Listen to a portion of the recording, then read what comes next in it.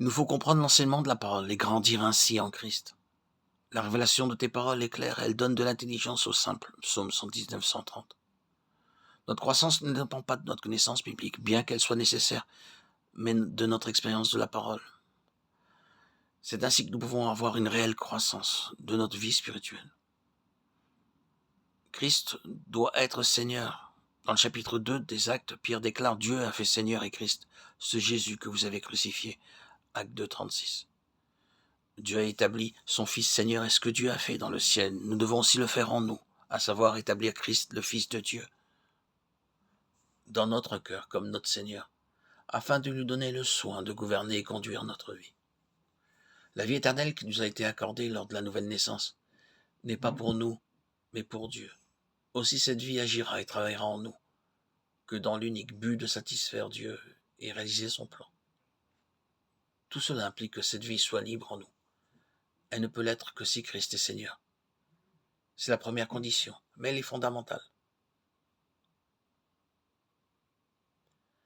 La nouvelle naissance introduit la vie de Dieu en nous. Mais notre ressemblance à Christ, qui est son dessein, ne se réalise que si nous le voulons et le désirons, car le Saint-Esprit ne travaillera pas en nous en dépit de nous. Cette œuvre intérieure du Saint-Esprit pour nous rendre conformes à Christ se réalise en étant un avec Christ dans sa volonté. C'est chaque jour que nous devons aller à lui, avec l'ardent désir d'être sa possession et lui permettre d'atteindre le but glorieux pour lequel il nous a sauvés. Disons-lui, je viens à toi, ô Dieu, pour faire ta volonté. C'est sur cette base-là que s'accomplira en nous ce dessein. Car ceux qu'il a connus d'avance, il les a aussi prédestinés à être semblables à l'image de son Fils. Romains 8, 29. Notre croissance dépend de notre obéissance à mettre en pratique ce que nous entendons. Nous devons consacrer chaque matin du temps à la lecture de la parole de Dieu. Nos journées doivent commencer à genoux et se terminer à genoux. Il est nécessaire de lire toute la parole de Dieu, et non pas quelques passages dans différents livres. La lecture suivie de toute la Bible est un acte d'obéissance à Dieu, et une preuve que nous l'honorons.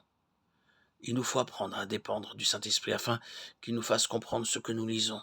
Nous avons besoin d'aller au Seigneur avant notre lecture. Oh Seigneur, donne-moi de bien comprendre ce que je lis, parle-moi et enseigne-moi, et selon ta parole. Ouvre mes yeux pour que je contemple les merveilles de ta loi.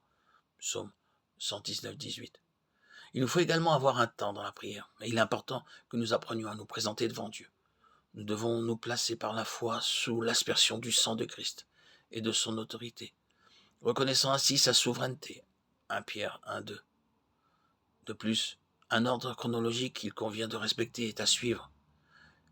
Le premier est de confesser ses péchés suivant 1 Jean 1, 9. De purifier notre conscience par le sang selon 1 Jean 1, 7 et Hébreux 9, 14. S'offrir entièrement et joyeusement au Seigneur en holocauste pour qu'il prenne entièrement possession de nous, pour sa seule joie. Romains 12, 1, 1 Corinthiens 6, 19, 2 Corinthiens 5, 14. S'identifier par la foi dans la mort de Christ quant à notre vie propre. Romains 6, 3 à 6 et 6, 11. Dieu me voit comme mort à ma nature déchue et comme vivant pour lui en Christ. Adorer le Seigneur, lui exprimant notre profond désir de faire sa volonté et notre joie d'être à lui. Jean 4, 34, Jean 6, 38. Ramener devant lui les promesses reçues. 1 Thessaloniciens 5, 24. S'attendre à lui pour qu'il montre tout détail de son plan nous concernant. Ésaïe 46, 10. Intercéder en faveur des âmes perdues. Rendre témoignage de notre foi au Seigneur Jésus-Christ. Le Seigneur a déclaré « Vous serez mes témoins ». Acte 1, 8.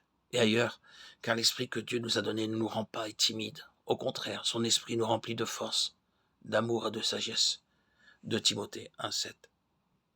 Où que nous soyons, nous devons saisir les occasions pour rendre témoignage de notre foi au Seigneur Jésus-Christ et dans son sacrifice accompli en notre faveur.